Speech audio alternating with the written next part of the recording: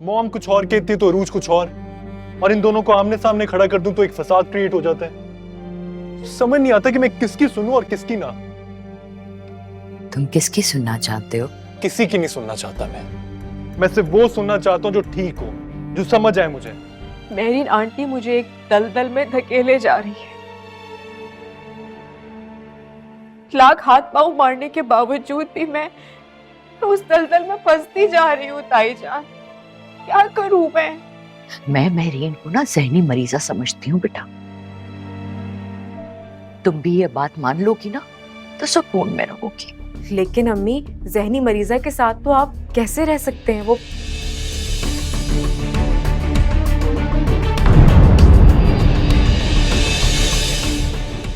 Aunty, वो तो मैं ज़हनी मरीज हूं? पागल हूं मैं।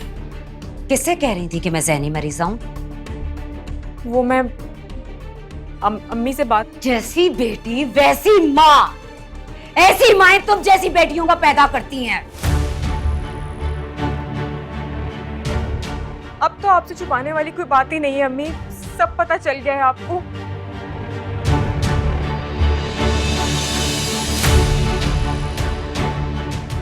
अम्मी, बोल क्यों नहीं रही आप? तेरे हवाले दिल कर दिया है, मेरी आशिकी को तूने जिद कर दिया है।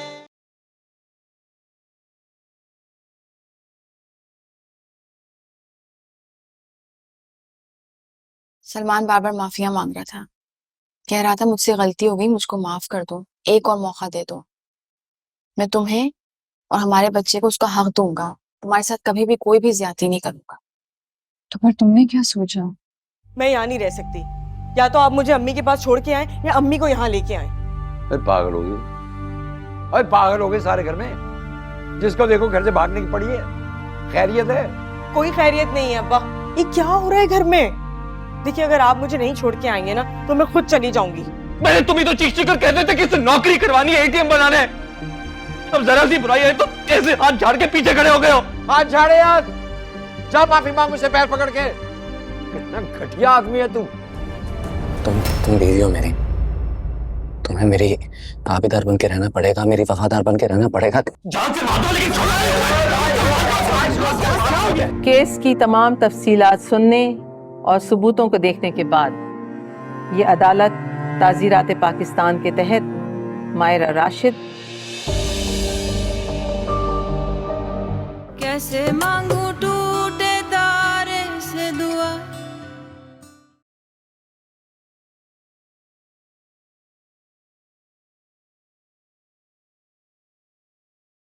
दरअसल मैं आपको इतने कॉल्स कर रही थी, आप अपना फोन भी घर छोड़ गए थे। इस पे बहुत फोन भी आ रहे थे। भाईजान, आप रमशा के लिए इतना परेशान होंगे तो इस तरह तो आप बीमार हो जाएंगे।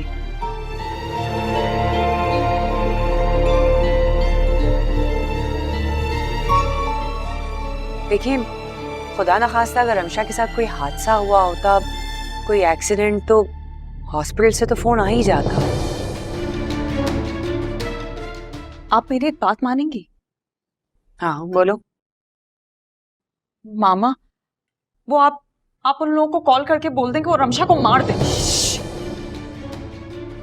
पागल हो गई हो? मैं सच तो कह रही हूँ, वो मरेगी तो मेरी जिंदगी में सुकून होगा, वरना मैं इसी तरह परेशान रहूंगी। आप उसको मरवा दें। चुप हो जाओ, आहिस्ते बोलो। किसी ने सुन लिया तो कयामत आ जाएगी।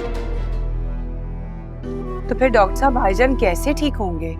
क्योंकि ना वो सो रहे हैं, ना खा रहे हैं, ना प्रॉपर्ली मेडिसिन ले रहे हैं। मुझे तो बहुत टेंशन हो रही है। देखें, कासिम की आंखों में मैंने जीने की उमंग नहीं देखी। धोखा मुझे यार से मिला।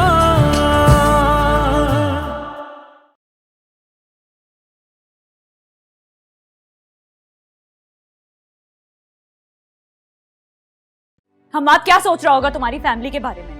तुम्हें हमाद के सोचने की फिक्र और मेरा कोई ख्याल नहीं है, जिसे तुम बताए बगैर चले गई हो। एटलीस्ट तुम मुझे अपने साथ लेके जा सकती थी मन्नत। क्या मैं इस काबिल ही नहीं हूं कि तुम्हारे उस हम्मास साहब के साथ बाहर जा सकूं? तो क्या करेंगी? फिर भी तो सब कुछ हाथ से निकलना ही है ना।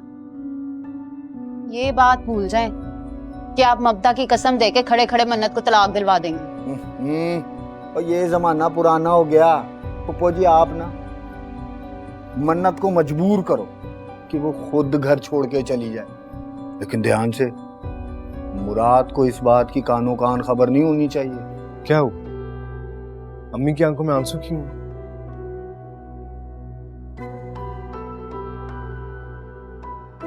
क्योंकि वो तुम्हें दिखाना चाहती हैं। मैं भी अभी अपनी आंखों में आंसू लेकर आऊं तुम्हें दिखाने के लिए?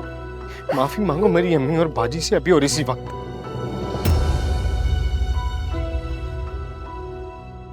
मैं इनसे माफी नहीं मांगूंगी क्योंकि मैंने कोई गलत बात नहीं की है। मैंने इन्हें सिर्फ ये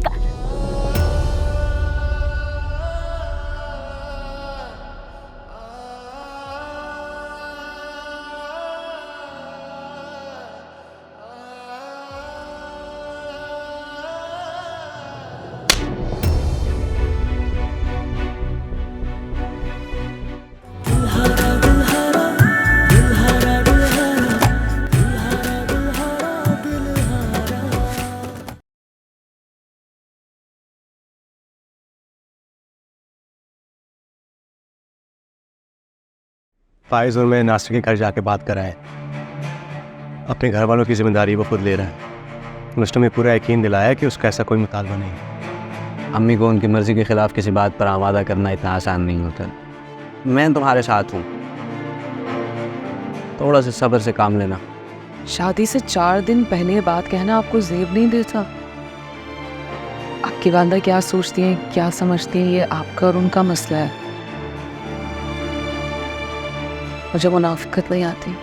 बाइज्जत कहलाने वाले लोग, करीम कहलाने वाले लोग, वो असल में कितने छोटे और बेवकूफ़ हैं। गरीब को हकीर कहकर भी उनकी मदद किए बगैर उनको खाली हाथ लौटा देते हैं। तो क्या ऐसे लोगों को अपने आप को साहिब हैसियत कहने से शर्म नहीं आनी चाहिए? बस बंद करो। था बेखबर मैं तो गुमनाम था, मैंने जाना है खुद को तेरे नाम से।